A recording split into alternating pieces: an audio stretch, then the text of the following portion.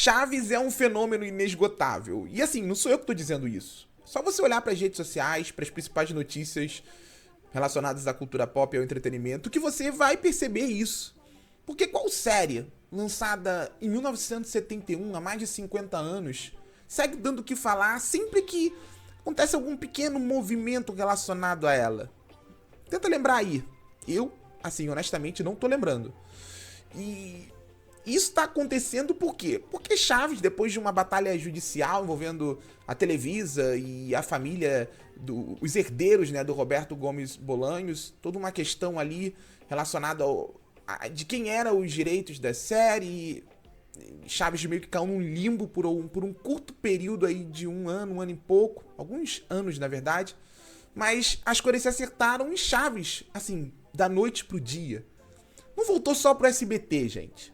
Voltou na Netflix, pro Prime Video e também pro Globoplay. As três das principais plataformas de streaming hoje no Brasil estão distribuindo Chaves, mais uma vez. E eu acho que isso me levou a pensar um pouco sobre esse fenômeno e a tentar entender por que Chaves virou o que virou, não só no Brasil, mas na América Latina. E esse é o tema do vídeo de hoje. E aí galera, eu sou o Thiago, e antes de começar a falar sobre Chaves, e eu sempre sonhei em falar sobre Chaves, e agora acho que eu encontrei uma boa oportunidade pra isso, eu quero pedir pra vocês deixarem o like nesse vídeo, isso me ajuda muito. Não se esquece também de se inscrever aqui no Barata no Cinema, estamos chegando à marca de 7.500 inscritos, tá demorando, mas eu conto com a ajuda de vocês nessa. E eu vou, assim, tentar entender o fenômeno Chaves a partir de 3 pontos que pra mim são, assim, os destaques e que eu acho que dá pra construir um filme condutor que, de certa forma, faça a gente compreender por que Chaves se tornou esse fenômeno cultural, eu me arrisco a dizer social, no Brasil e na América Latina. E eu acho que o ponto, assim, é impossível não abrir esse vídeo falando, obviamente, do talento e da genialidade de Roberto Gomes Bolanhos, criador de Chaves, o criador de todo um universo de personagens infantis e cômicos. O Roberto nunca foi um autor voltado apenas para o público infantil. E eu acho fascinante como Chaves e o texto do Roberto Gomes Bolanhos, não à toa ele era conhecido como Shakespearito, né, o pequeno Shakespeare lá no México, é um texto com humor, ao mesmo tempo, assim, muito lúdico, mas profundo, com piadas que eu considero, assim, muito acima da média do que a gente costuma ver em programas voltados para um público infanto ou infanto-juvenil, que eu acredito que não era o objetivo inicial de Chaves. Chaves sempre tentou comunicar com todos os públicos e sempre conseguiu, talvez por isso. Mas o texto de Roberto Gomes Bolanhos, ele pra mim é brilhante. E eu sei que muita gente associou a qualidade de Chaves, a qualidade do humor de Chaves à dublagem. Eu vou falar daqui a pouco sobre isso. Mas, gente, o roteiro, ele já era ali por si só engraçado. As piadas, as principais piadas já estavam ali. É óbvio que o trabalho da dublagem foi importante, mas a sagacidade dele em compor esses personagens cheios de personalidade, com cada um com um tipo de humor que mostrava a versatilidade de Roberto enquanto criador. Você tem o Chaves, que é um personagem com humor mais físico, você tem o Seu Madruga, que já tem um humor mais textual, também físico, mas você tem algumas tiradas, algumas sacadas mais, assim, mais engenhosas, algumas piadas, assim, até por ser o personagem mais velho ali da vila. Você tem outros personagens que são ou mais estúpido, ou mais complexo. Você tem elementos narrativos que foram acompanhando a série, compondo, sabe, toda a dinâmica entre os personagens. Não era apenas uma sitcom que começava e terminava em cada episódio. Tinha todo um senso de unicidade ali que, embora dentro de uma narrativa episódica, foi dando aos personagens um pano de fundo sólido. E isso foi conquistando o público. E foi tornando esses personagens independentes. Porque o show era do Chaves, mas também era do Kiko, também era da Chiquinha, também era do Seu Barriga, da Dona Florinda, do Professor Girafales, do Seu Madruga, sabe, da Bruxa do 71. O show era de todo mundo e muito pela capacidade do texto integrar todos esses personagens numa narrativa que se renovava. Se renovava, assim, mesmo quando os episódios se repetiam, e Chaves passou muito por isso, por regravações. É uma série que se renovava porque o Roberto estava sempre criando, sempre adicionando novas piadas, sempre atualizando as piadas. E isso me leva ao segundo ponto, que é, obviamente, o trabalho maravilhoso do Estúdio Maga. O estúdio que foi responsável aí pelo trabalho de dublagem de Chaves, e mais do que isso. Porque eu acho que Chaves é um exemplo de algo. Eu não sei se aconteceu na América Latina isso, até porque, como eles falavam em espanhol, né, não existiu essa necessidade de você adaptar o texto ou de trabalhar com a dublagem nos outros países da América Latina. Mas como o Brasil, ele fala português, inclusive Chaves chegou bem depois no Brasil. Chaves só foi chegar na SBT em 1984. Quer dizer, Chaves já era um fenômeno na América Latina, até por essa proximidade linguística, antes de chegar no SBT e virar um fenômeno no Brasil. E eu acho que o trabalho do Estúdio Maga, ele foi fundamental nisso. Porque não é só dublar, não é só criar vozes que ajudaram a potencializar a personalidade desses personagens. Mas o que eu acho fascinante na dublagem de Chaves é o trabalho de localização.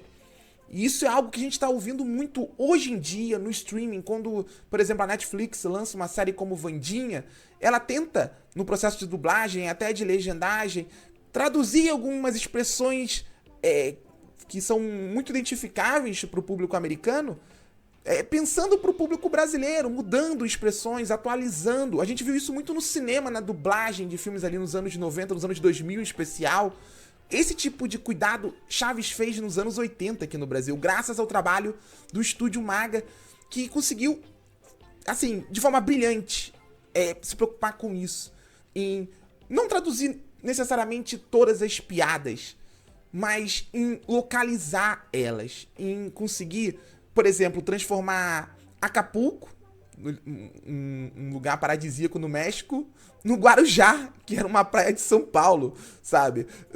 Esses detalhes, ou um dos momentos mais icônicos de Chaves, sabe? Aquela coisa do eu queria ter ido ver o filme do Pelé. Na verdade, no original, era o filme El Chanfle, que era estrelado pelo Roberto Gomes Bolanhos, não tinha nada a ver com o universo Chaves, e que ele usou a série para promover o lançamento desse filme. Olha essa cara genial, sabe? Eu queria ver o filme do Pelé, porque o Pelé é um ícone do futebol e o personagem do El Chanfle era um personagem do universo futebolístico. Então eles conseguiram fazer essa sacada sem descaracterizar a piada, sem descaracterizar nada nessa piada. E eu acho isso, assim, fantástico. É um trabalho que, como eu disse, trouxe personalidade. A gente começou a ver os dubladores se tornarem protagonistas de fato, dando entrevistas. Eu não lembro disso. Eu não lembro disso nos anos 90. Assim, Chaves conseguiu fazer isso. E a partir dos anos 2000, com a explosão dos animes, eu acho que isso ganhou uma repercussão maior. Dubladores se tornaram celebridades, começaram a dar entrevistas, começaram a ser notados e valorizados pelo excelente trabalho que faziam. E eu acho que muito passa pelo que os estúdios Maga, pelo que Chaves conseguiu a partir dessa dublagem, ajudando, assim, diretamente a compor esses personagens e a dar vida a personagens que conseguiram dialogar muito com o público brasileiro. Mas aí chegamos ao terceiro ponto, e esse terceiro ponto eu acho que ele tá também ligado à dublagem, óbvio, mas a gente não pode descartar o talento, mais uma vez, e a genialidade de Roberto Gomes Bolanhos, porque Chaves é uma série que segue representando a América Latina, segue representando o latino-americano. Roberto entendeu ou entendia, sabe, as particularidades do povo latino, como acho que poucos artistas da geração dele conseguiram, principalmente em obras de alcance muito popular. Porque Chaves, pra mim, dentro daquele microcosmo, daquela vila, representa tudo que a gente enfrentava e que a gente ainda enfrenta hoje. E por isso eu acho que a série é tão atemporal.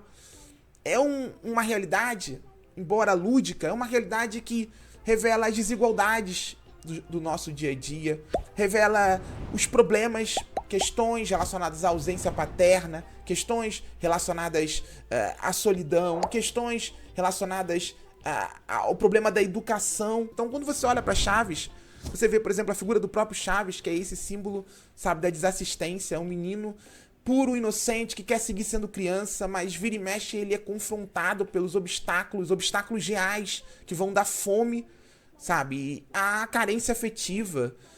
Nós temos a Chiquinha, que é essa filha, assim, um pouco mimada, mas ao mesmo tempo também um pouco consciente, que não vive numa casa de luxo. Ela tem um pouco mais que o Chaves, até por isso ela é a melhor amiga dele.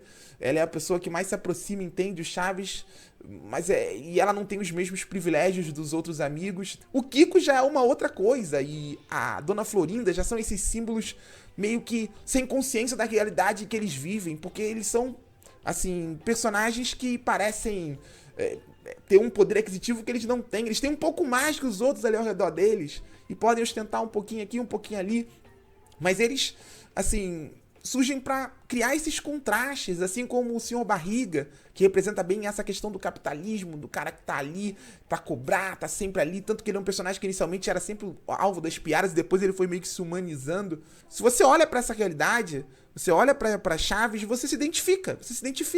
Por exemplo, o Seu Madruga, enfim, todo mundo fala que o Seu Madruga era vagabundo, que não trabalhava, mas era o cara que mais trabalhava na série.